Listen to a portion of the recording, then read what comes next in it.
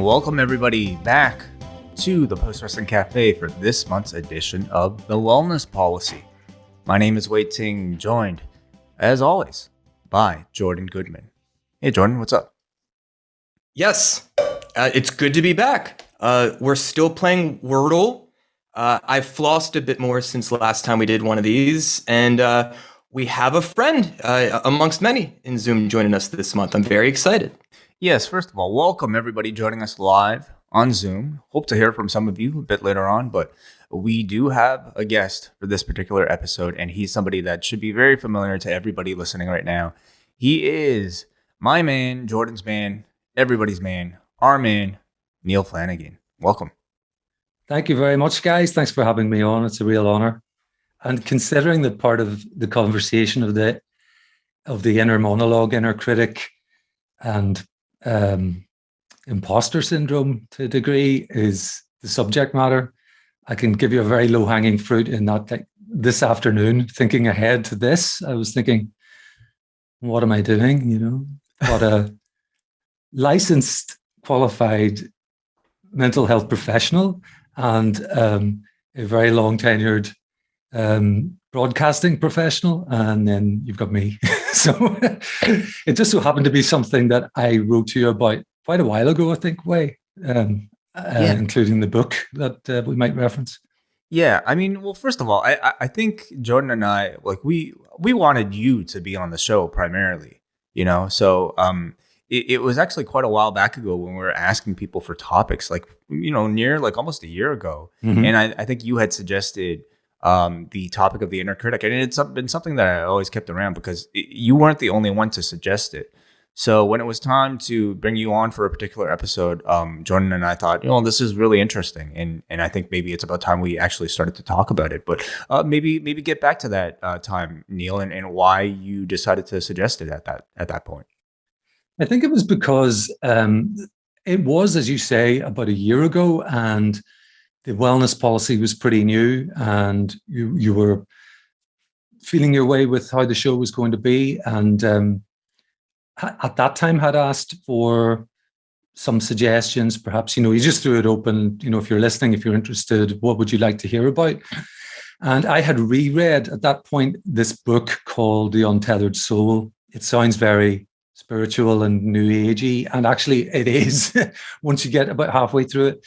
But it was one of those self-help wellness books that really spoke to me, and I thought that gave an excellent description in its early chapters. It gets right in there about you know, the difference between you as a being, if you like, your witness, you as a witness, you as this consciousness, this great mystery that people have tangled with for years, you know, and so religious people might call it the soul, or but even really notable atheist scientists, super brain people like Stephen Hawking, rest his soul, you know, admitted that the consciousness, the awareness of being is a mystery that even quantum physics doesn't, and biology cannot solve. So it's not really a new age or specifically religious concept. It's one that we all, I think, can relate to, in that sometimes we're aware of our thoughts, feelings as a witness to them rather than getting caught up in them, sometimes by accident and sometimes intentionally through practices like meditation and so on. So this book had really opened my eyes to that. It explains the concept very well, and I thought, this is good because it explains that inner monologue, whether it's critical or not. Sometimes it can be saying good things as well, but sometimes they're not really that worthwhile either. So yes, that's why I, as usual, a long story rather than a short one. Sorry. That was why I got in touch. Not a problem. This is the space for it. You know, it's interesting when you kind of, you know, talked about each of us and how you felt unqualified. I feel that way every time I'm in front of a microphone. And as far as I'm concerned, like, I think you're just as qualified as I am, but, somebody who I do think actually has some qualification to be able to speak on topics like this is Jordan Goodman. So Jordan, why did this topic resonate with you? Well, first of all, gentlemen, I'm off the clock. I come as a humble fellow friend and wrestling fan and human being, most fundamentally in this conversation. But a topic like this it's hard to figure out something more fundamental. Now, wait, you kind of threw me for a loop, man. In these conversations, I thought we were focusing on imposter syndrome. And then the past 24 hours, you're pushing this idea of inner critic, which is let's say isn't that the same thing? Oh, Similar? no. Related? So in the same constellation family, I would say, I think, let's say inner critic can extend to many different core beliefs that could permeate someone's cognitive reality, let's say.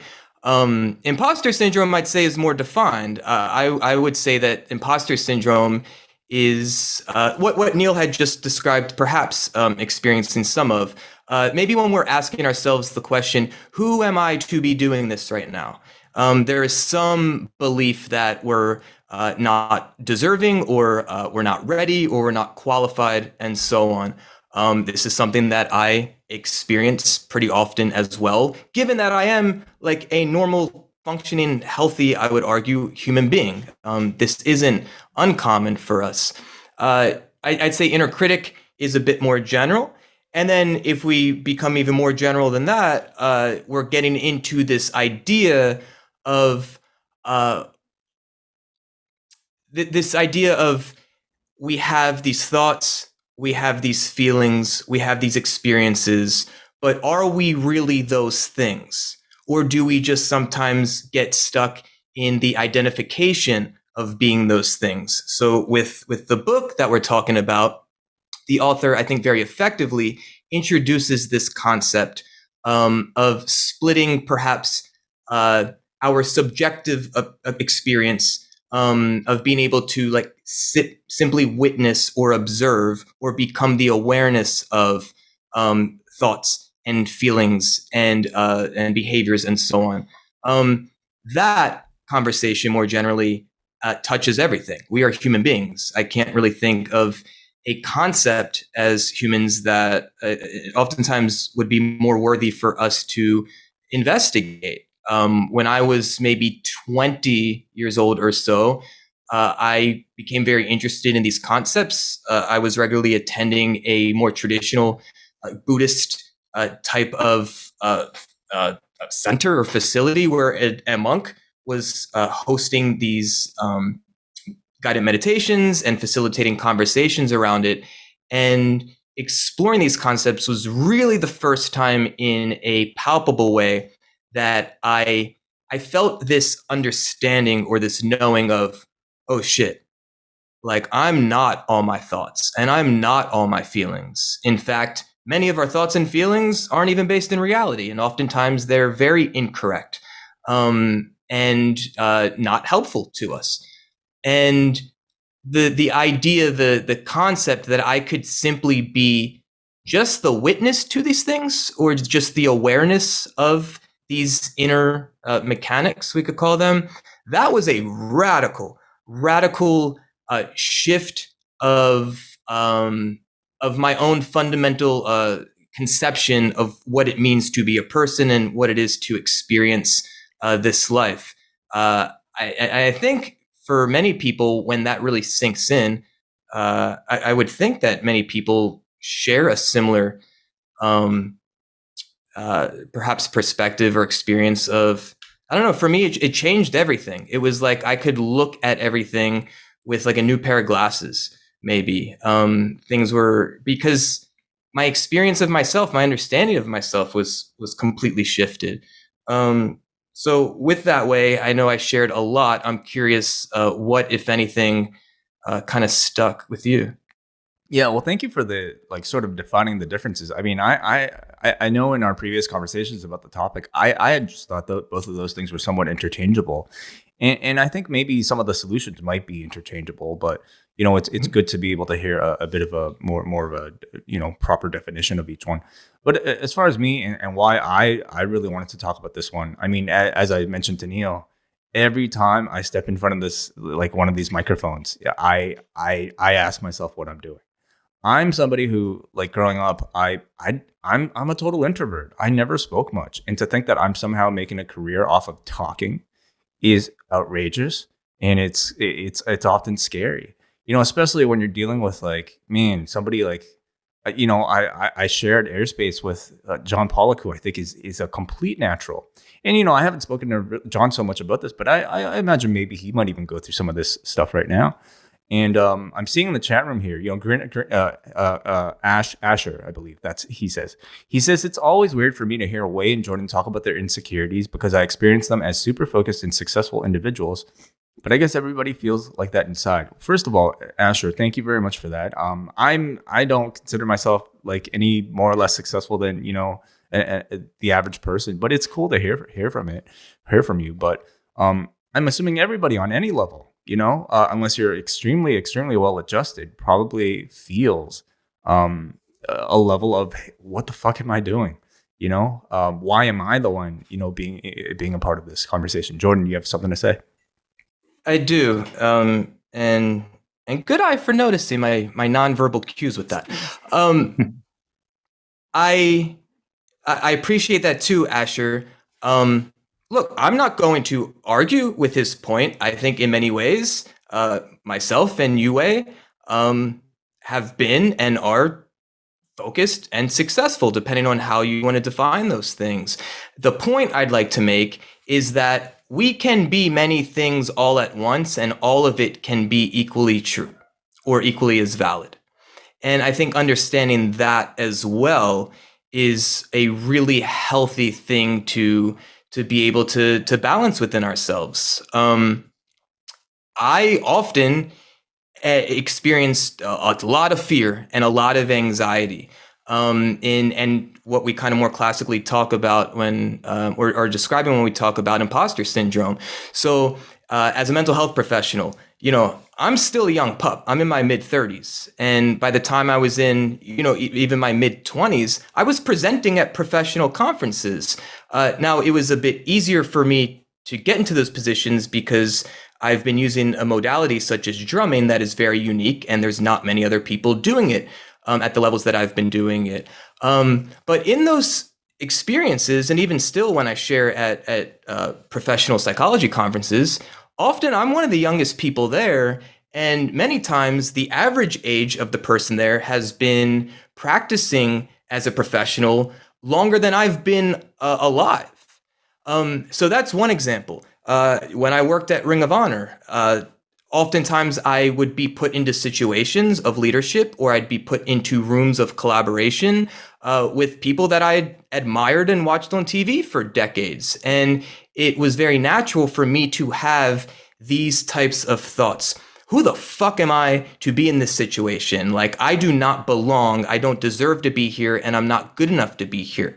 So I could be aware of the fact that I was having those thoughts. At the same time, I'd often try to match that with a kind of self-talk, because really what's going on within us at most moments in our existence, we're just having this back and forth narrative in our head.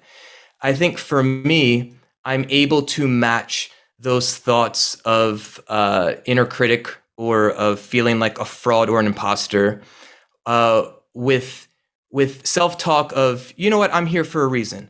You know what, I've been empowered to be in this room. I've been hired to be in this room for a reason. Let me trust the person or the people that are paying me to do this right now.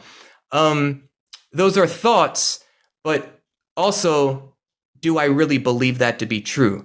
And in many moments, what's helped me is that at a gut level, I know that I both can operate from a place of, I don't know what the fuck I'm doing, but I also know what the fuck I'm doing and trust myself, and both can be true. And I think it's in working with that cognitive dissonance that, highly successful people are able to execute and maybe not crumble from pressure. and so on. For me, it's all a learning experience. And hopefully as I age, I keep putting myself into positions where I feel like an imposter and a fraud, because that means that I'm continuously leveling up. But hopefully I have the inner skill set to be able to navigate that successfully. Neal, how has all of this perhaps manifested itself within you, whether it be inner criticism or imposter syndrome, and how have you tried to deal with it?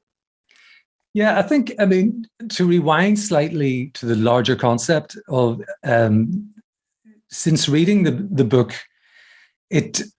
Jordan did a terrific job there of explaining it, but it was a light bulb moment for me too. That was, Jordan said, when people come to this realization that you don't have to identify with your inner monologue, whether it's critical or not, as being you, that's quite a realization. And when I first read this book, that's where I came from. I think the author talks about two concepts in the early chapters of the book that I think are really quite profound. And one of them is that the inner monologue it's okay. You're not crazy because you're hearing voices or whatever, and I don't want, by the way, I'm no expert. I'm not talking about serious conditions like dissociative disorder or any psychoses or anything like that. I just mean the general monologue, that chatter that goes on largely unnoticed, sometimes autopilot inside your head. And it's just, the author describes it as you're telling yourself stories to make sense of the world because the senses are bringing in so much. It's really a filtering mechanism. It chatters, it makes sense sometimes, it makes no sense other times. We still listen though because we're so close to it. And when stressful situations arise, whether it's about to do a podcast I don't feel 100% comfortable doing, or it's a job interview, or any of those sorts of things we've all experienced, that voice can get louder. If we have a beef with somebody, it can rehearse an entire argument back and forth, take both sides.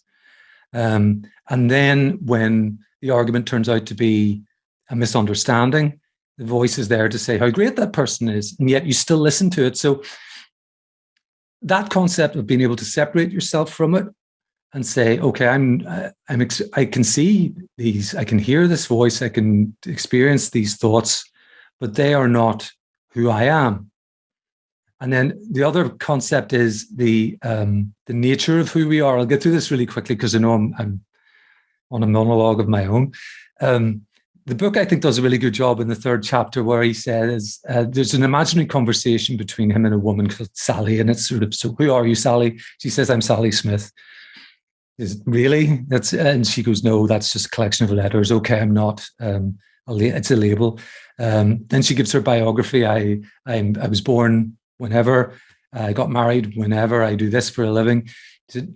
He says, well, I asked who you are, not for a collection of life experiences.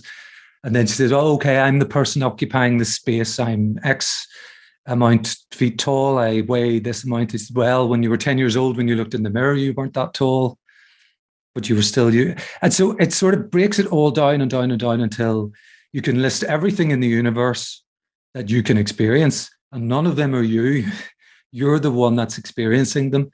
So that's a very long answer to say that having something, because I'm aware that most people listening won't have read the book, having it put to me in that way was a big light bulb moment, in that I could then approach that voice with, and Jordan has talked about this before, with kindness, whether it's to say, in your own mind, I hear you and thank you, you're trying to help, but I'm okay, and you can move on with what it is you want to do. And one last thought before I throw it back is that I'm not talking about the mind as being solely this voice that you should ignore, because that becomes problematical to people. If you have any kind of logical thought, you're thinking, well, I need my mind. I'm not talking, we're not talking about, your analytical brain that does the problem solving for you, and works out how much change you owed at the shop and that sort of thing.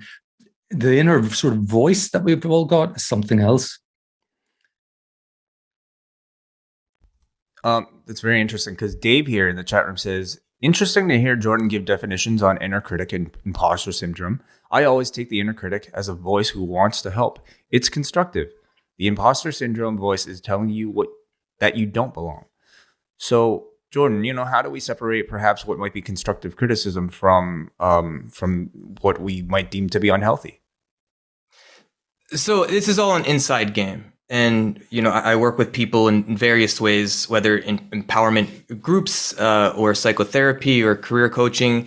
But to me, it's all kind of the same. I'm helping people figure out how to navigate themselves and then ultimately navigate the world around them in ways that make them feel more successful and healthy and alive. And so a big part of that is figuring out what is what within us. Like, what are the different voices that are going on in our head when we're having these sometimes like dialogues of multiple perspectives? And I think Dave touched on a pretty accurate word in that, I'm pulling this up, that this inner critic or this voice is trying to help. Okay, so the way that we are designed biologically, psychologically, socially, like what is the point of our design? Well, it's to survive and procreate in order for our DNA to continue surviving, right? So the way that we are wired, and the reason why fear and hate and things like this sell so much in media and otherwise, the reason why we will all slow down and look at an accident is because we are compelled to seek out danger at any moment. And sometimes the danger can be as intense and as literal as a lion that may eat us alive, or it could be as subjective and maybe not reality-based as, maybe, I don't know, I'm going to go on a podcast and I'm going to talk like a fool and everyone is now going to hate me and I'm going to be shunned from this pro wrestling tribe of human beings, right? But the biologically, physiologically, we experience that type of stress in the exact same way oftentimes. So this voice within us is always trying to help. It's trying to help us stay safe. It's trying to help us stay alive. Now, what this voice often doesn't realize is that at a certain point, maybe it had worked in the past when we were younger and maybe had less advocacy for ourselves and less, experience and so on. But maybe some belief that kind of turned into a perspective and a voice that was really helpful for us at 15 no longer is helpful for us when we're 35 years old. Maybe that voice that's trying to keep us safe is actually keeping us stuck and stagnant, and it's now preventing growth for us. I have certainly felt that many times throughout my life, especially during a global pandemic as well. And there's times in which I've felt kind of stuck and stagnant, and it takes real work, and it's very like nuanced work to be able to get a clearer sense within us of like who is this within us, like what part of us, sometimes it could be so clear of, oh shit, when I say that to myself or when I feel this way, like I got that from my mom, or you know what, like, oh, that's my friends talking, or maybe this is like a mentor talking. But oftentimes it's a combination of many of these voices or perspectives that we internalize. A point I'm trying to get to, one, is that this is very complicated and messy, but also when we start relating to perspectives or voices or energy potentials within us that we, at a deeper level, don't wish were there, because it's saying, don't take the new job because it might fuck everything up, even though you know that this is a job you really want. or maybe the voice is saying, I don't know, you should break up with this person because you don't feel like you're good enough for them, even though deep down you kind of know maybe that's not true. And if you did some inner work, maybe it could be the best relationship of your life. When we talk to ourselves in ways in which we don't like, the instinct often is to fight it. The instinct is to get angry at it. I have found personally with people that I've helped that what Neal has suggested, that if we are going to start fighting with it, then it is going to want to fight back because it is not trying to die. It is trying to survive as well. No energy wants to just dissipate. I have found that when we start to befriend it, when we start to meet it with empathy and compassion and kindness and grace and patience and all of these nice, lovely things, then we are able to start working with it. And when I say relating to it, it's really relating to ourselves, because all of it is just different aspects of who we are, different aspects of our belief system and voices within our own inner monologue. I have found that when we are able to say to ourselves, or to when I say to myself, Jordan, I know this feels scary. Jordan, I know this feels overwhelming. Jordan, I know it feels safer to keep doing what I had been doing, but ultimately I now know that it's not helping me anymore. Then I try to thank that voice within me. I thank it for trying to help me. And I'll say some version of, I see you, I appreciate you, and thank you, but I don't need you anymore. And I found that when I talk to myself that way, and those parts of myself in that, with that kind of spirit, it tends to allow itself to let go of the control and the power. I'm hoping this resonates, because as I'm saying these things, I realize this is really, really heady shit. Yeah, it is, and I can tell you, maybe I'm grasping maybe 85% of it, but that's still a pretty good amount, I would say. I wanted to ask either of you, you guys kind of talk about okay, Jordan, you were talking about how maybe some of these inner criticisms might have manifested from either survival instincts or maybe, I don't know, former mentors or whatnot. What have you had experience in trying to deal with perhaps, inner criticism or, imposter syndrome effects stemming from real criticism? Let's say you've had, a parent who is overly critical of, I don't know, maybe your weight or how much money you make or something, or a prior relationship, or an internet comment from somebody on a message board talking about how stupid you are or how dumb your point about Raw was. How would either of you, suggest dealing with something like that? Certainly with an open mind, depending on who it's coming from.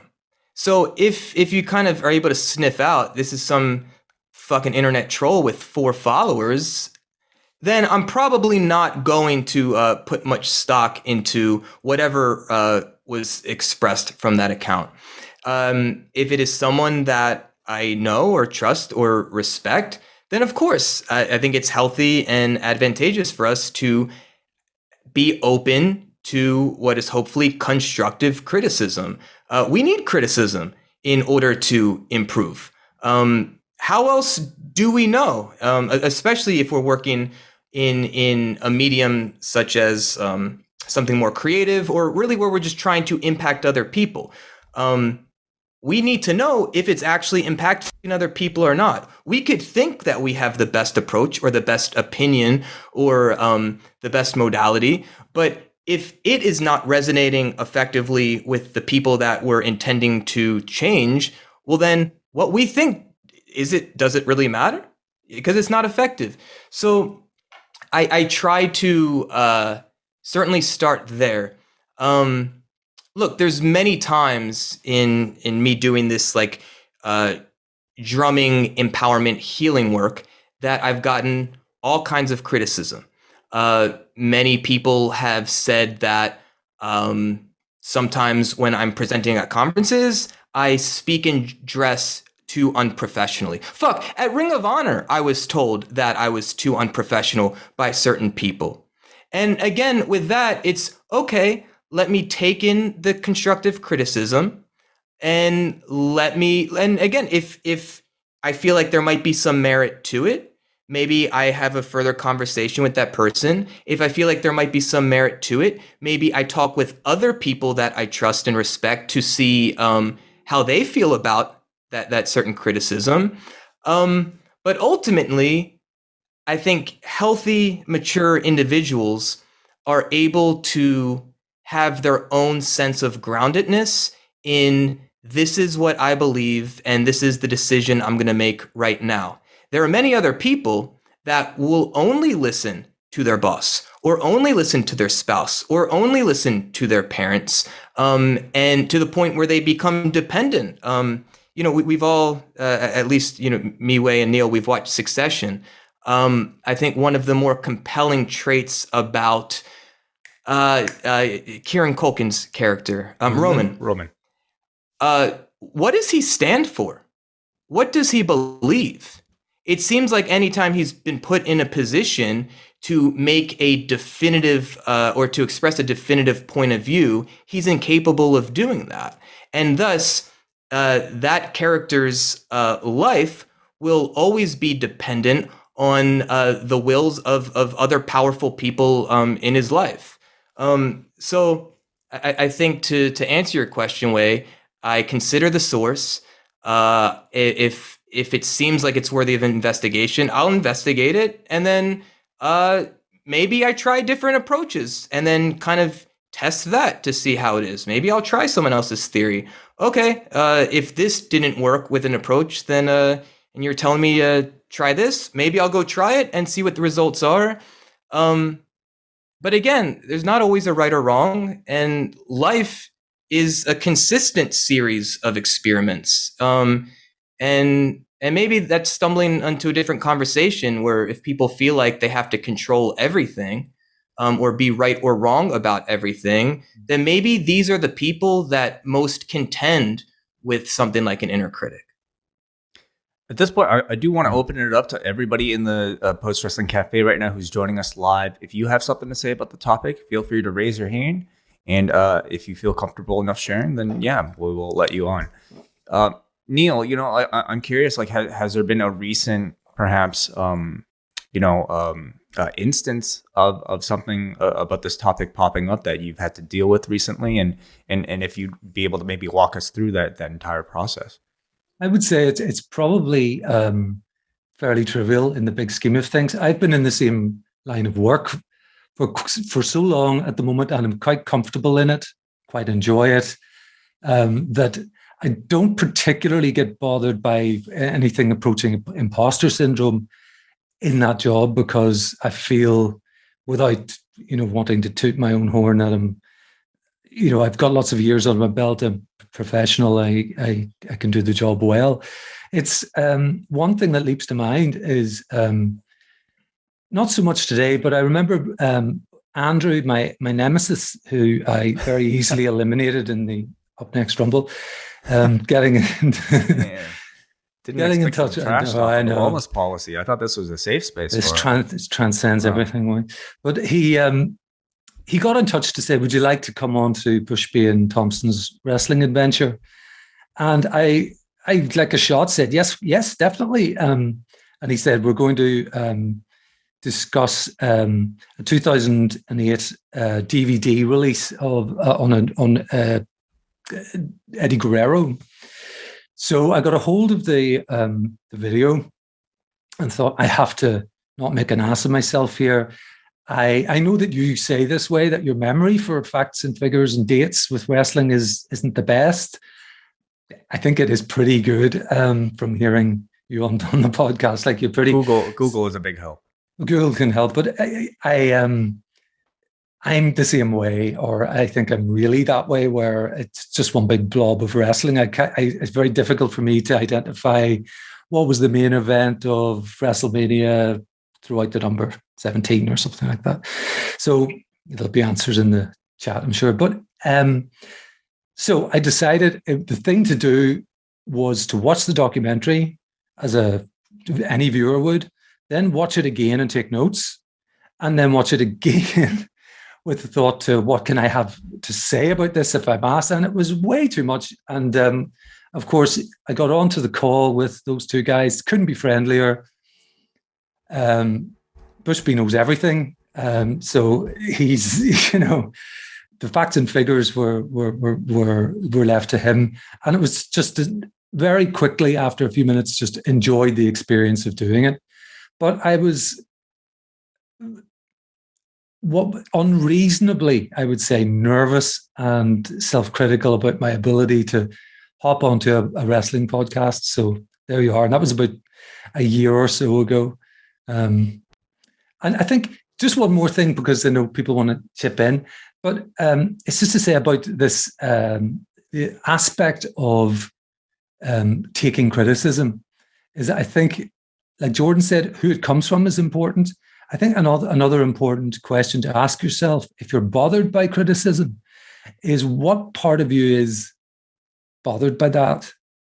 And a little introspection there is sometimes really a helpful thing, because you will find, as Jordan has mentioned, sometimes the voice, for want of a better word, that criticism is chiming with is perhaps something from your childhood, something not even you may not even have experienced yourself, but witnessed as a kid.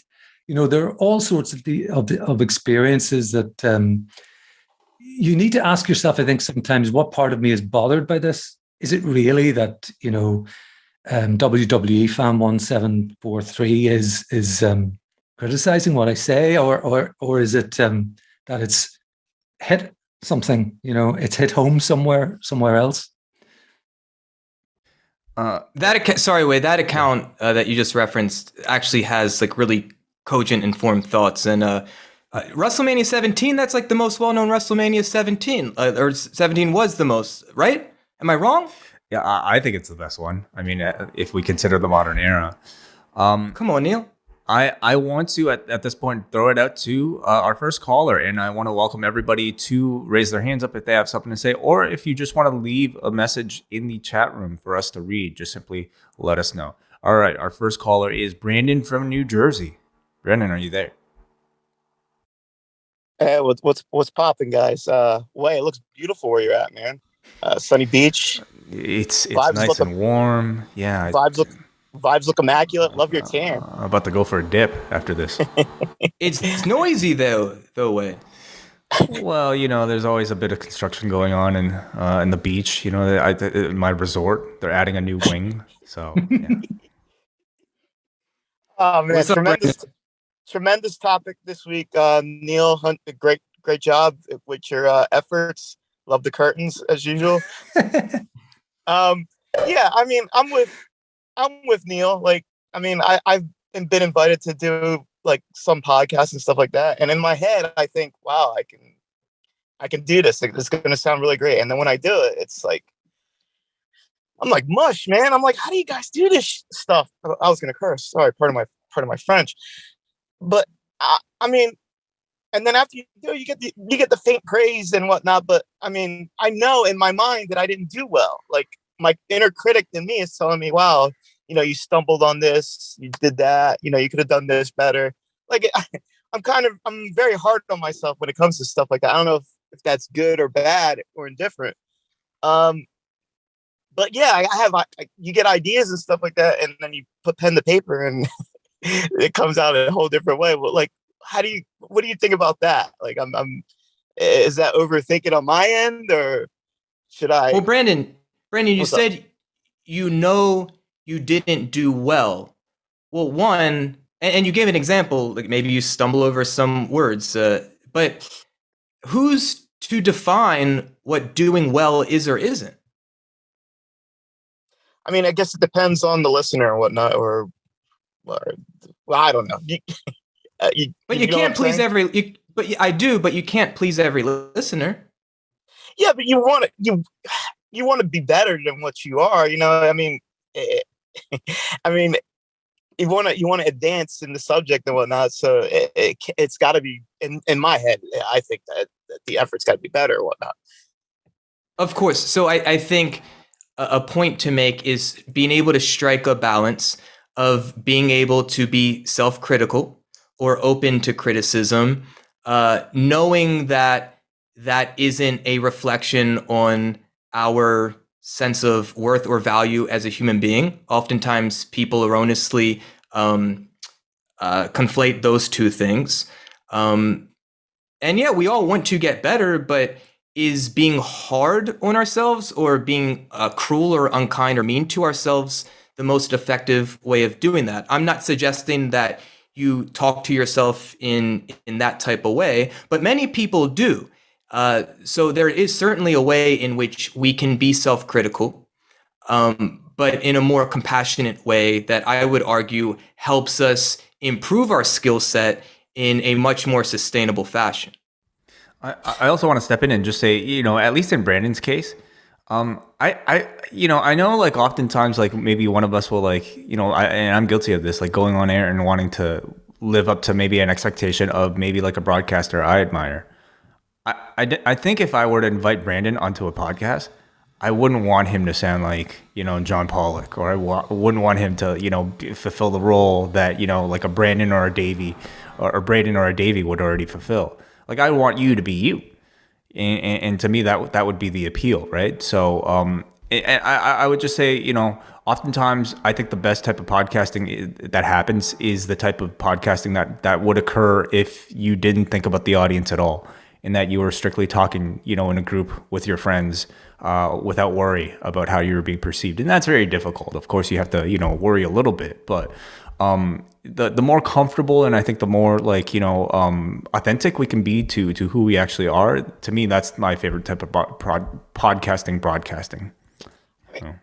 And it's not just in podcasting here. It's like in real life. Like say you're talking to somebody and you get done talking to the girl and whatnot or whatever, and then after it's all said and done, like your inner critic in you is like, oh, you could have done this, you should have did this better, you know, X, Y, and Z, but you didn't get to Z, you got to W and whatnot, and you failed the mission. Like, and you learn from, I guess you learn from your inner critic in those scenarios.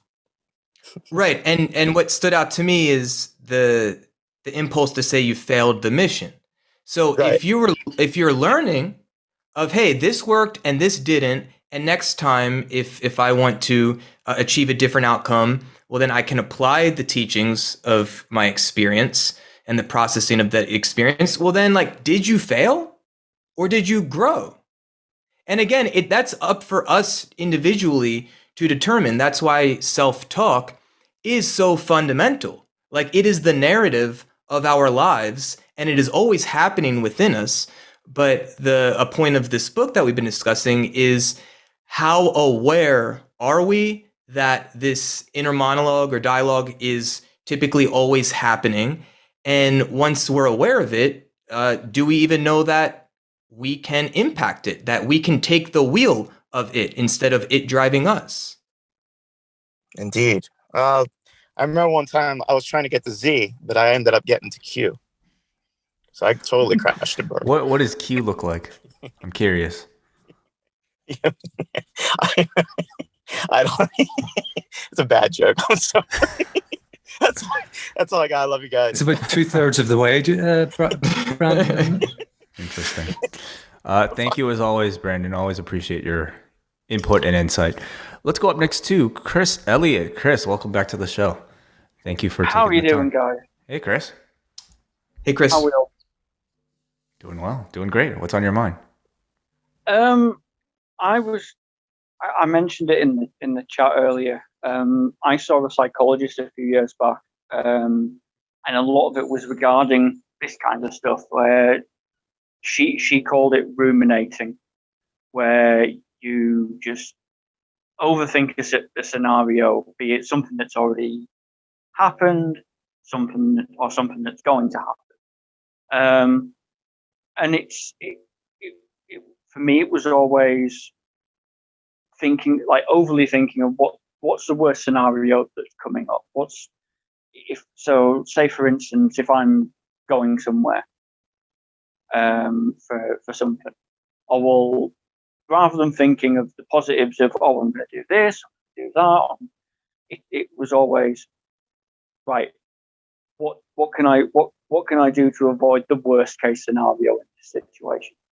And she always said to me, look, Chris, it's all well and good having that inner voice. It's about controlling that voice and controlling it in a way that's beneficial for you.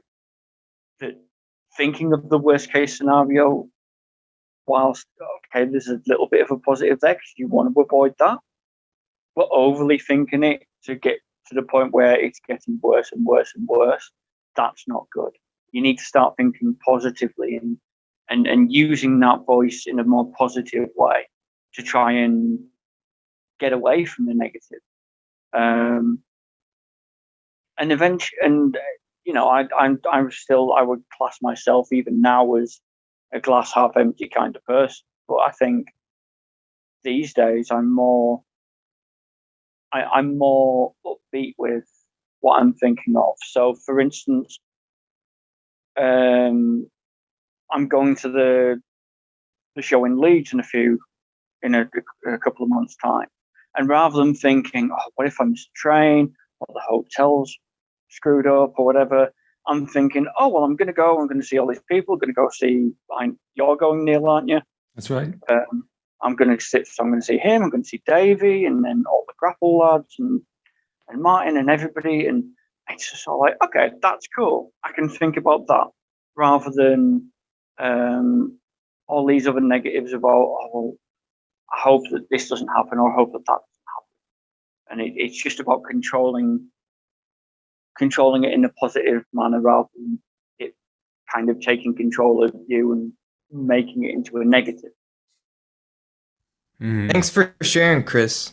Often, many of us unconsciously start to try to answer that question. What's the worst that could happen? Again, it is a part of us that is trying to help create at least the illusion of protection and safety. A very interesting question, which you shared, is, well, you know what? What's the best thing that could happen? And clearly, there are many amazing things that can happen. It probably will happen with you going to this show.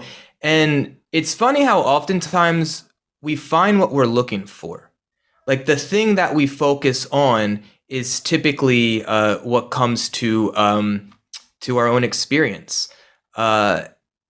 This is certainly we haven't had this conversation, or this isn't the first time. I think episode 3 was the meditation episode of the wellness policy, and we started to get into some of these concepts. You mentioned rumination, Chris, where sometimes we just get so stuck in this treadmill of thought that we feel like we're not in control of. That is one of the best reasons why people have a meditation practice, because it's something that can like stop that in its tracks, at least temporarily. Now, we expect the thoughts are going to come back, but do we have some sort of object of meditation that is more present moment rooted and reality based, such as our breath? Every human being will always have a breath. And that's why oftentimes in a meditation practice, that is what we root ourselves in. So, okay, you have these thoughts, so you get stuck in this train of thought. Okay, let's direct our attention back to the breath. And then 3 seconds later, the mind goes somewhere else, or you're noticing that your arm is itching, or you're feeling some sort of emotion. Okay, let's observe that that's happening, and then return our attention back to the breath. And all meditation really is as a practice is the continuous redirection of our attention to something that is reality based in the present moment, such as our breath or a flame or listening to the sound of a music, we could say. And the more that we do that, not unlike the more that we do bicep curls, the more reps we get, the stronger the bicep becomes. Well, the more that we practice this type of meditation, then the stronger our muscle becomes to be able to redirect our attention back to the present moment and to pull ourselves out of these often unhelpful and undesirable trains of thought. Very cool. Thank you so much, Chris. Always appreciate your Cheers, guys. time. Appreciate it. Can I just Thanks, say to, Chris. Can I just say to Chris directly that, I'm a bit nervous about going to that show as well, in the sense that, I've not met JP, not met Martin, not even met Davey, in real life yet. I know it'll be a great time, and it'll be a blast. But yeah, I remember, you'll know this, Chris, that I suggested maybe a couple of weeks ago when the tickets went on sale, why don't we meet up in Leeds first, and we could maybe have a couple of drinks and sort of oil, before we enter the venue and they're all there, that sort of thing, so yeah. I'm extremely jealous. We'll organize it, Neil. We'll organize it. Oh, yes. Well, I'm curious, what show is this? It's the Grapple BWE live show. And now up next, live show. Very cool. Yeah. Hell yeah. Very exciting. You guys are going to have an awesome time, so please send photos. Yeah. Thank you, Chris. Let's go up next to Steve. Steve, I'm going to unmute you. You are on the wellness policy. Welcome. All right. I got to say, just pushing the raise hand button, there was an inner voice going on right there. Yep. No, we appreciate it. I know it's not easy to speak up and join a conversation that might be heard by other people. So good on you, man. Thank you for joining us. Yeah, this is something I've dealt with my entire life. I wish there was stuff like this 20 years ago. And I've just been kind of fighting past it the last, say, 5 to 7, where it's I've gotten right into the outdoors and I really didn't have anybody to share it with. So I kind of just said, screw it. And I went out and I started doing it myself. And I started putting things out on the internet, like Instagram and what have you. And all of a sudden people are messaging me and they're like, man, you're the real deal. You do this stuff. Look at you, man. You're all, and I'm just are you kidding me? I have no idea. I'm just outside having a good time. What exactly are you referring to? What have you put? Hiking, backpacking, a little bit of bushcraft and stuff like that. And I just get out there. It's I'll go hiking by myself. I'll backpack for a few days by myself. And it's just because I want to do this and I'm not waiting for somebody else, to be there. I got to get out there, and it's just anything. I'm just starting to get to that mentality where I'm not waiting for the group. I'm just getting out there and doing what I want, kind of thing. Right. And then, just posting it up and having people respond that way and yeah, you're the man. It's I don't know if I'm the man. Was it the act of sharing it or the act of doing it that made you nervous in it? A little bit of both, because it's putting yourself out there and just trying something, especially when you're doing things by yourself. It's you got to know a lot. You got to know a lot about survival and just different first aid things and stuff. If something happens to you, you got to be able to handle that. And then, just the sharing it, I was enjoying sharing it, but having that feedback was I wasn't ready for that, and having people tell me, it's man, I wish I was doing it the way you're doing it. And I'm just I'm just hanging out. It's I don't know.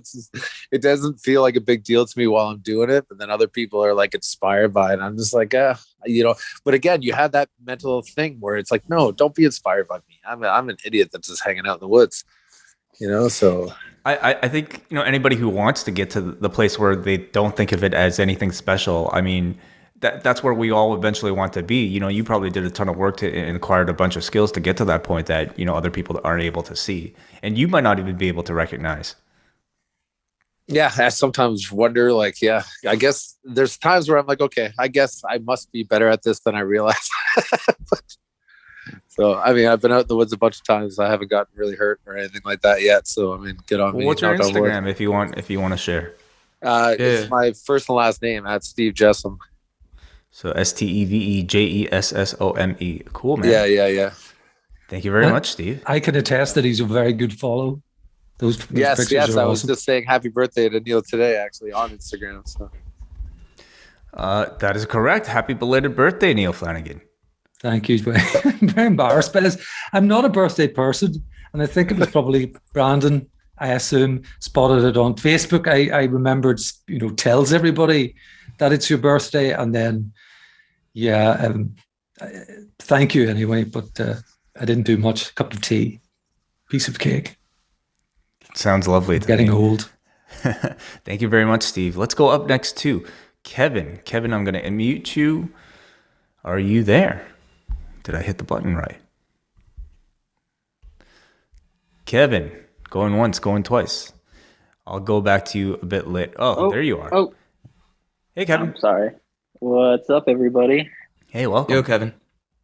Yo, I had to dive in for round 2. This is a lot easier than last month. I got to say that right off the top. I won't swear as much, I promise. But the inner voice stuff, like it never goes away. If anything, you just have to be on good terms with yourself, and that comes with time. But the older you get, you're able to be cool with it and like make it into a positive, and just like it just kind of deeper down for me goes into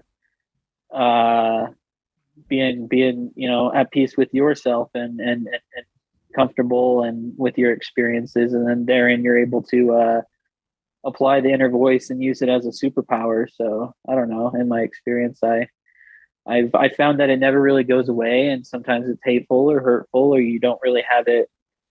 You don't have the formula worked out, and that's okay. The world abroad is crazy enough as it is, so we're out here trying to do our best. But, Thanks for sharing, Kevin. Yeah, a lot of people go into something like meditation thinking that the aim is to have no thoughts or to achieve zero thought. That's pretty inaccurate. The aim is really to just increase our awareness of anything we're experiencing, including our thoughts, and learning to not attach to them or to not judge them, but just to simply become aware of them. And then like clouds in the sky, you see them, you can notice it, and then let it roll on by, and then bring our attention back to the present moment, when inevitably something else will come to mind to grab our attention.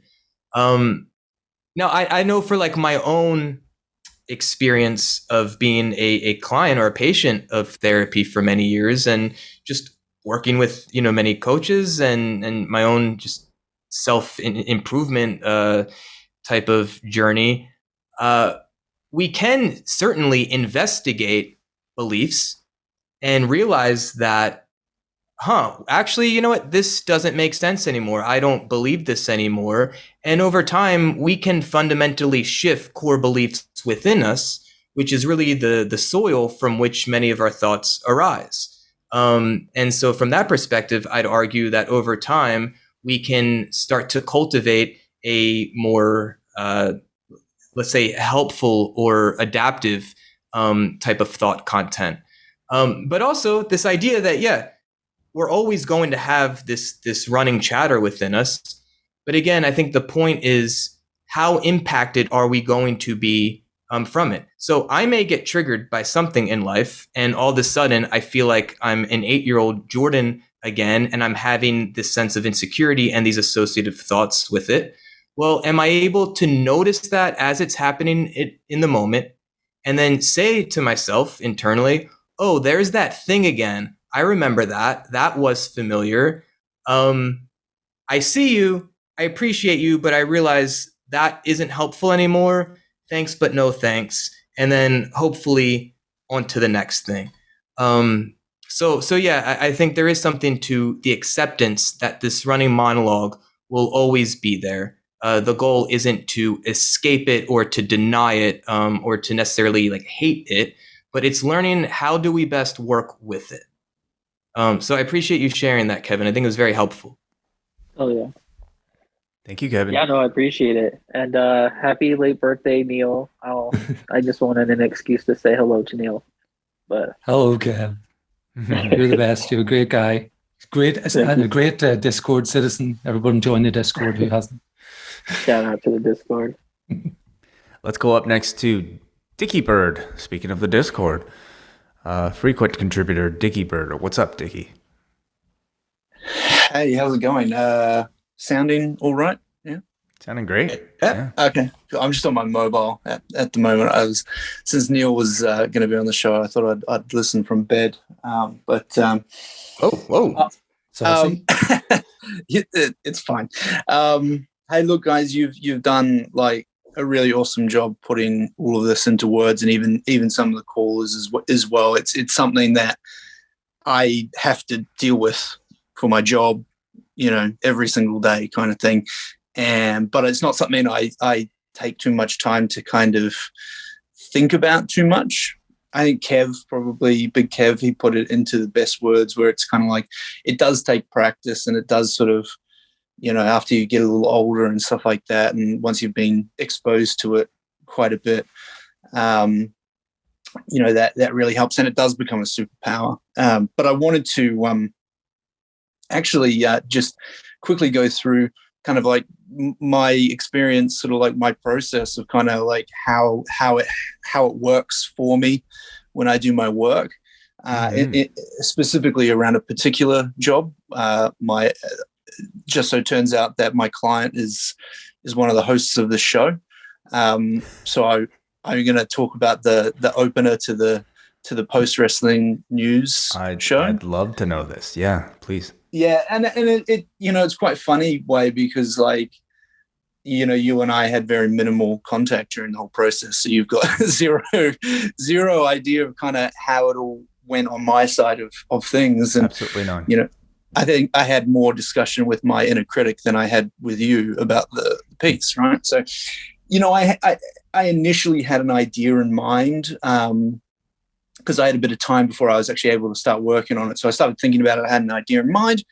And when I sat down and I started doing it, my inner critic was telling me that this isn't working. This isn't right, and the funny thing is that, my inner critic was right.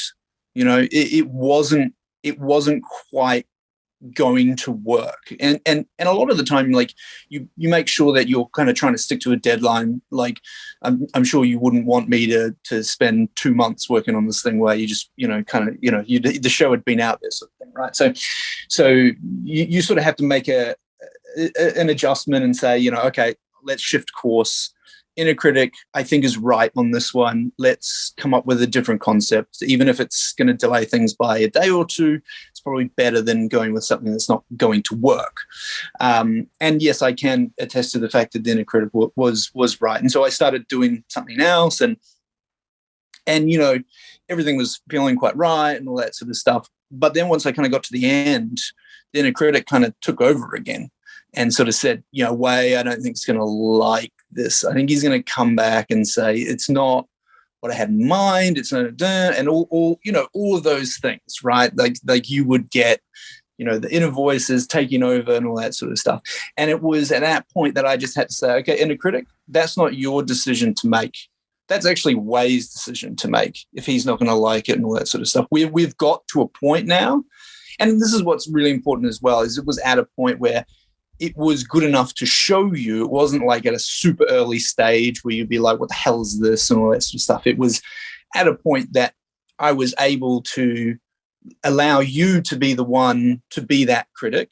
And if you'd come back and said, can I get changes and all that sort of stuff, then you're the client. So got to just do that, right?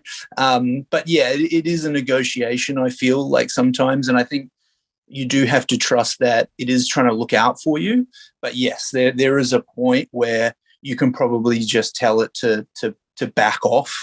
And, as long as you kind of feel confident enough that, like, Way, my client, will see it and not misunderstand it, which I think at that point it was pretty much what it was no different to the final version. I think the music wasn't the fully final music, but so I think that's kind of how I approach these things. I've also started to notice after a long time that the inner critic always tells me that my first idea is shit. And the inner critic actually is right pretty much all of the time on that one. So I'm kind of now trusting of that when it says that about the first idea anyway, to the point where I'm just like, okay, cool, that's the first idea out of the way. Let's do the real thing now, and then we get down to work. So anyway, I just wanted to share that because I know that a lot of people obviously listening to this have seen the work, and Way obviously you know, being the client, be kind of interesting.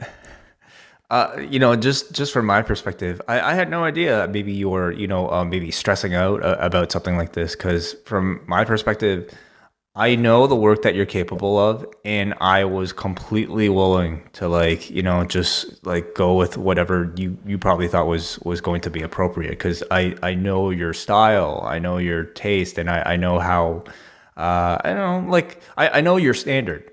So I know that you weren't going to let something out there that you weren't personally happy with.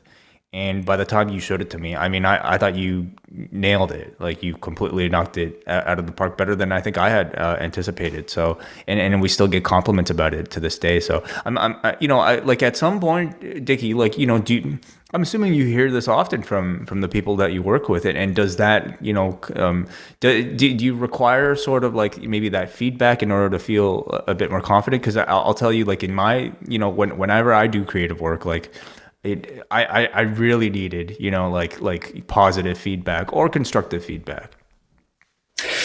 Okay, yeah. So that's another kind of can of worms in a sense. I sort of battle with the whole thing where it's like, look, as long as the client's happy and they're happy to pay the bills, then whatever. But then at the same time, you're still trying to reach a high bar, right? So you're trying to reach a high bar, and then if the client accepts the standard that you've created, then it doesn't really matter if other people don't like it, though I do want to hear why people don't like it if they don't like it. And what's weird is I actually value the I guess you would call it the negative criticism versus the positive criticism. I guess all criticism. Anyway, you know what I mean. Like I actually value the what would be considered the bad stuff more than the good stuff, because the bad stuff is how you kind of learn where people are at and so forth. And do not get me wrong, I appreciate every kind word anyone has ever said, but it's never an expectation. I think a lot of the times as well, because I work in weird industries where I don't even know what people are. I don't even know where it's going or who's watching it and that sort of thing. Yeah, I guess the other thing that I was going to say as well is that, of course I do deal with these things, and no differently to anybody else every single time. And one of the real key things to remember is that, you can have a standard and you know what the quality of work is like and all that sort of stuff. But there is a point where you actually have to stop. Perfectionism is unachievable. It really is. And so there is a point of diminishing returns when you're working on a project, time versus quality. And you have to find that sweet spot because, yeah, if you keep working on something, the quality is not really going up exponentially anymore. So you do have to hit that point where you're like, okay, sort of stop, put a bow on it, send it to the client and get them to either say yay, nay, a couple more things or whatever. And then, look, I sent it to you and I think I prayed, that's all that really happened, and because you just hope for the best. You feel like you've done enough. It's like I've been watching the Olympics, a lot of the Olympics, and a lot of these people who get judged on their ski jumping, they do it and then they just go, I feel like I've done enough. Or an MMA fight, when it comes to the decision, Robert Whittaker, I feel like I did enough, kind of thing. And either it comes back good or bad, but you sort of have that, you get to that point sort of thing. So anyway, I'll stop rambling. Happy birthday, Neal. And yeah, great show. I like I said in the chat, I could probably listen to people talk about this topic for a while because it kind of helps me put a lot of what I go through into perspective. Thank you so much. Thank you, Dickie. There's a couple of things I'm compelled to respond to. I think deadlines, especially for us that create anything and have to deliver to a client or to the public or whomever, deadlines are very, very helpful. without having a deadline, that's a very convenient place to hide from the vulnerability of showing our work and it potentially not working out the way we hope it would. Look, AEW Dynamite, for better or worse, it didn't go live on TBS last night because it was a perfectly written show. It went live because it was Wednesday at 8 p.m. Eastern. So I think that was a helpful point, Dickie. You brought up something else which came to mind, where you say you really perhaps appreciate the constructive criticism or maybe the negative criticism.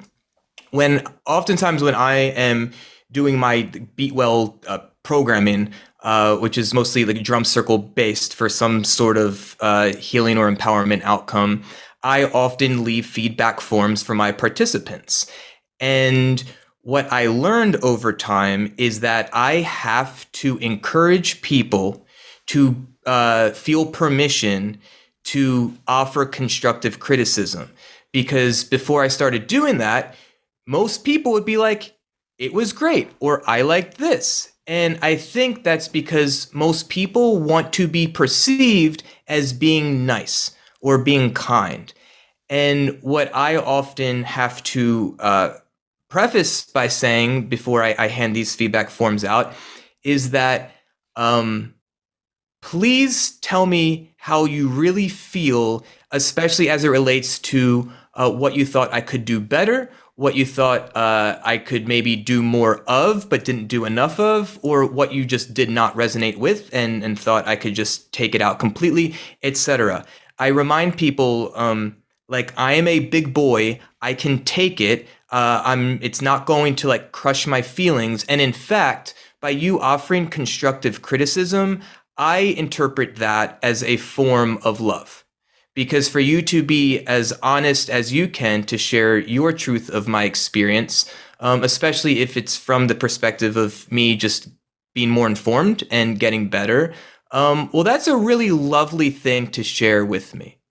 But I don't know if most or many people are really primed for that or think in those terms. But again, if we don't take this shit personally and realize that it's more of a reflection of that person's perspective and that person's experience and desires and really has nothing to do with me, then it's a lot easier to be able to kind of navigate that type of feedback. So you're saying WWE fan 12758, he's just full of love.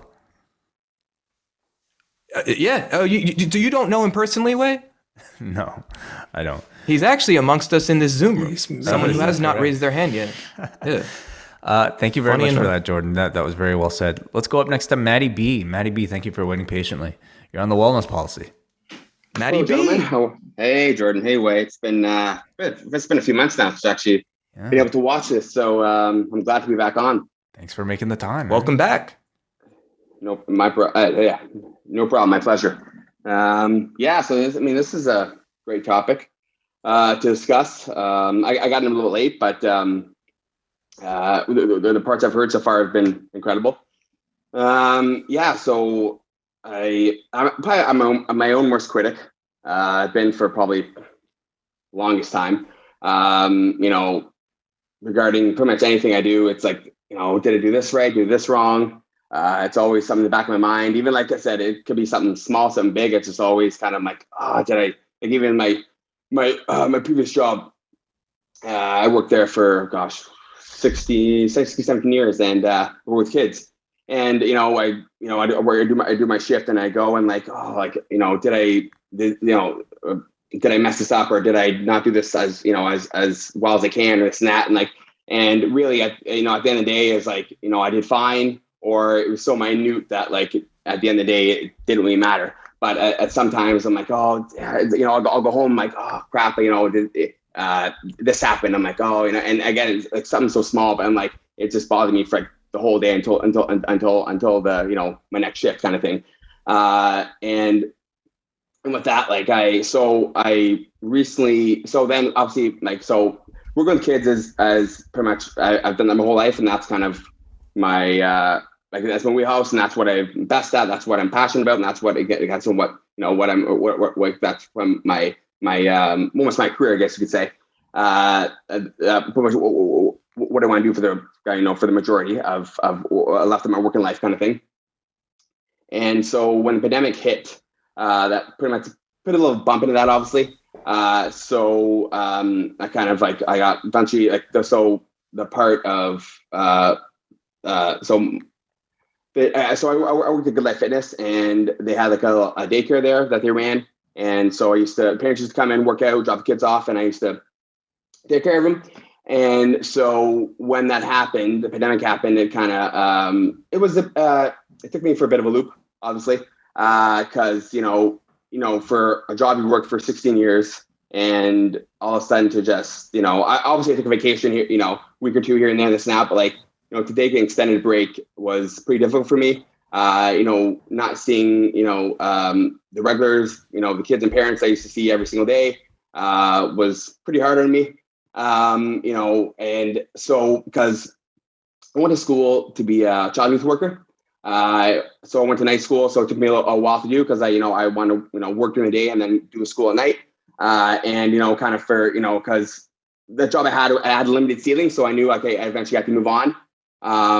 So when I graduated that program, I was like, okay, you know what, I'll give it a year or two, and then I'll kind of move on to that. But I was so comfortable in that, in my job that, my manager was there for a while. I knew him really well. Like my coworkers knew really well. I worked with my mom. It's just like, I was comfortable there. It's just like, I was almost afraid to go to that next step, even though it was like, that eventually had to be done. It was like, am I good enough to make it there? Am I, even though I'm working with kids, but it's at a different kind of level, like, in a school or in a, in a different kind of setting. Like, am I going to be okay? Am I going to be handle all this? Like, because when I worked at my job, I got a lot of praise from parents and staff. Like, you're amazing at this. You can do, you have a gift with kids and this and that. But then, it was just hard for me to kind of move to that next level. And I guess even though, like, the sorrow of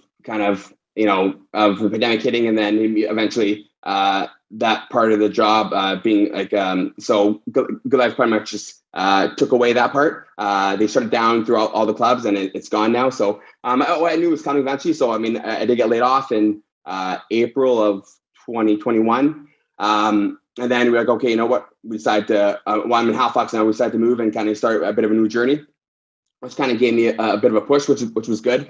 And then so it's kind of figure out, do I do what I love to do with kids? Do I shift, to something else? Like, it's just a lot of stuff in my head. I'm like, because I'm trying to figure out, like, do I just, do I do something that, open up new possibilities for me, or kind of go with what I do best. And I had I had a seasonal job at UPS, and I was there for I guess October too, and then I got let go in last Tuesday because it was a seasonal job. So I knew it was going to happen. So they actually kept me on longer than they usually do, but I was like, it was kind of a time where it's okay, this part of the staff is gone now. And then so I'm like, okay, and I'm started looking for, jobs in my field. So I just recently had an interview on Tuesday, that for before and after school program. So I'm getting back in the swing of things with that. So I felt good about it. Again, like interviews, I'm not the best at. I've only had like a handful throughout my life, because I did my one job for 17 years. So I didn't really have to do anything else. My UPS job, they just kind of said, okay, can you do this? I'm like, okay, I can do all that. Okay, you're hired. So it wasn't really like a formal interview. So I felt pretty, so when I went on, I was like quite nervous before I went on, even though like, I know I'm talking about, like, this is kind of my wheelhouse. Like, I can answer any question that can throw at me, but you just have that, I don't know, that's just that, indecisiveness in your head, where it's like you want to do, you're good at it, and you think you can do perfect at it, but there's but is it going to happen? If we mess up, is that going to cost you a job? This and that, right? So I as of now, I know I did the interview. I felt I did a good job, and it was obviously you can't be perfect, but you do the best you can. And then you kind of hope for the best. And right now I have a good feeling about it. I'll hopefully find out in the next few days if I get it, and which would be incredibly ideal, because then I can start, back into my pathway of working with kids and back into what I love, and then kind of, using that as a platform to kind of climb the ladder and, and kind of work myself up and, of what I want to do and throughout my career. Right. So. Cool, man. Good luck. And, continued adventures, I suppose, in whatever you're pursuing after this. So thank you very much for sharing, Matty B. No problem. All right, we got one more call left, and that is Asher. I'm going to go to Asher right now. Are you there? Yes, Way, I'm here. Thanks for taking the call. Hey. What's up, Asher? Hey, Jordan. So this topic is great. I think I should start by thanking the birthday boy. Happy birthday, mate. Thanks, Asher. It's really a wonderful topic, and I relate to it on so many levels. I feel like my journey is a little different than, everyone's journey is different, but I feel like I am a bit older than the people who spoke so far. I have worked I was a teacher for 20 years. I worked with kids and at different ages. And my thing was the inner critic for me was something I've always had, and basically made me like not believe that I can do anything like good enough. Regardless if it's like career or hobbies or passions. Like I taught myself to play guitar, and there was a period in my life where I pursued music, like you, Jordan, and I think Way too. There's a guitar in your usually in your background. There's a guitar. Now it's just a palm tree and some. Yes. So I had a band. I had a dream, but I was not brave enough to pursue my passions. First and foremost, I think my love of wrestling. No, I don't think I could. Well, I don't know, but there was a lot of you probably all can relate to like people telling you what you watch wrestling, you're interested in that. So I was always embarrassed to celebrate that part in myself and basically just do the things that I thought meaningful. I've always had like a very deep interest. Is Way okay?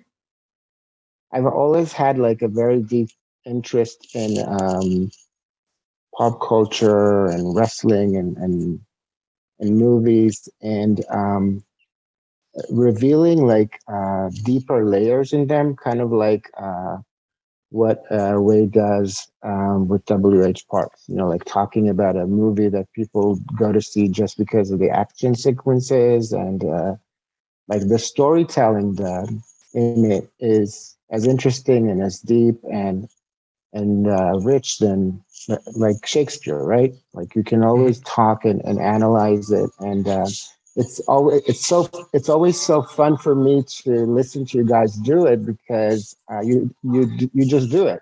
You don't feel like you need to explain. This is actually interesting. This is actually important. Of course, it's important. People relate to it. Like these movies are like the most watched movies in the world right now. Of course, they have meaning. Like assuming they're not important is so condescending, right? Because they're like pop culture, because they're movies, because it's superheroes. So I grew up with a lot of like everyone did, but I grew up with a lot of prejudice about it.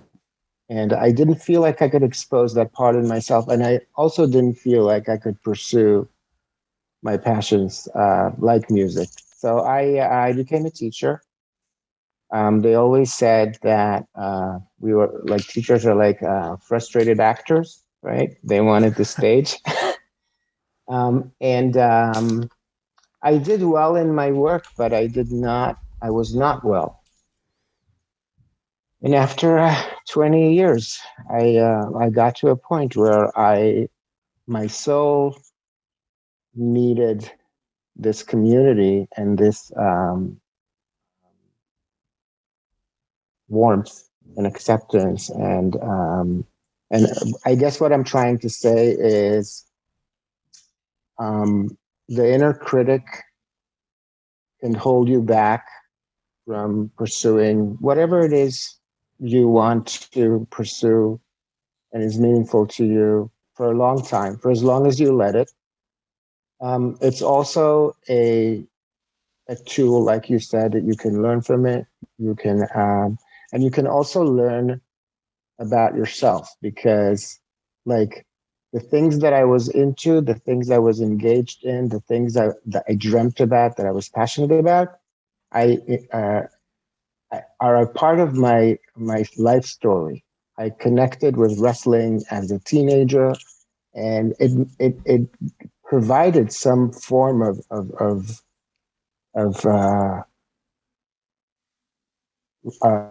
richness, fantasy, or the connection there is real. And like talking about it with you guys in the past year has been such a great way to learn about myself as well. And it's so the inner critic is important, and we need to be compassionate about it, like you said, Jordan. I don't want to take all the time because it's getting long, but I will say just one last thing about mindfulness and meditation. That it's a great tool, and we spend so much time in our body, and we experience everything through it, but we keep looking for distractions to get away from just spending a moment with ourselves, just with ourselves. So it's so important to practice. And thank you guys for everything. You're the best. Thank you, Asher. Yeah. Thank you, Asher. Real quick way, I realize there's a lot going on at that beach right now. I think it's Asher. I think you provided a gift, not only to yourself but to many listening, sharing about at times throughout your life struggling with sharing about your fandom of wrestling and maybe some other things. There's been multiple people in the chat here on Zoom that has experienced that and has shared that, whether with significant others or more generally about their love of wrestling. I'm glad it only took you 20 years and not 22 or 42 to kind of start owning maybe some of that a bit more and sharing more in community around this stuff. I think we could do a whole episode around that. I think many pro wrestling fans, especially probably closer to our age and older, but maybe newer, younger fans too, have experienced some version of that as well. I certainly did when I was younger, and for much of my life, it never really occurred to me that it was a viable profession. But at a certain point, I decided I'm not going to listen to that perspective anymore, and I'm going to follow my heart and my gut and do what feels right for me, despite what I believe could be judgment from anyone else. And I think that's the punchline. This stuff is really up for us to decide. Much of what we kind of perceive as judgment is just our own stuff. We don't really know oftentimes because we don't open our mouths or try the thing to get that feedback in the first place from other people. And I think if people are going to judge us for what we genuinely love, something like pro wrestling, well, if it's not hurting us or hurting other people, why should we care what others think about that anyway? If they're going to be judgmental about something like that, then maybe they don't actually have our best interests in mind. So I'll end with that, and just another thanks to you, Asher, because I know for a fact, based off the Zoom chat, but also knowing people watching, listening to this, that you have courageously expressed something that I know many listening or watching have felt, whether they realize it or not. Thanks for that, Jordan. I'd love to dive deeper into maybe some of the feelings behind why, we might feel shame for how others might perceive things that we like, but that's going to be for another month, because we've gone lengthy for this particular episode, and we appreciate all the awesome calls that everybody decided to chime in on. And of course, huge thank you to our guest for this particular episode, Neal Flanagan, birthday boy himself. Neal, if people wanted to get in contact with you, what would be the best way for them to do that? I would say the best way to get in touch with me is to join the Post Wrestling Discord at postwrestling.com/Discord. Yes, correct. Is the easiest way to say it, because I do have a Twitter, which is just my name, at Neal Flanagan. But without getting into the weeds, and my job is subject to a social media policy, which means my tweets are kind of boring. They're often just retweets of rather middling stuff. So I'm not. But the Discord is wild. Okay, the Discord is the Wild West. Yeah, Neal on Discord. All right, it's nuts.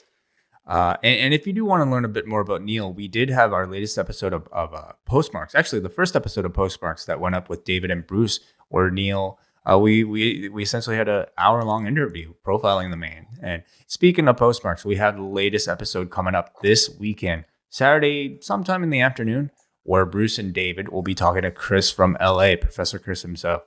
So those of you in the community who want to learn a bit more about, fellow members, check that out on the Post Wrestling Café feed.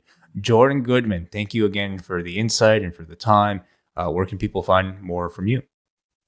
People can find me Instagram, Twitter at Jordan Beatwell. Got a couple websites, beatwellcoaching.com, and the Drum Circle thing, especially if you're local in the East Coast, beatwell.org. I'm happy to say that I've had a lot of people reach out the past couple weeks. I think a lot of people are feeling a bit more safe right now compared to recent months. And I also have taken it as a deep desire for human beings to connect in a much more meaningful way.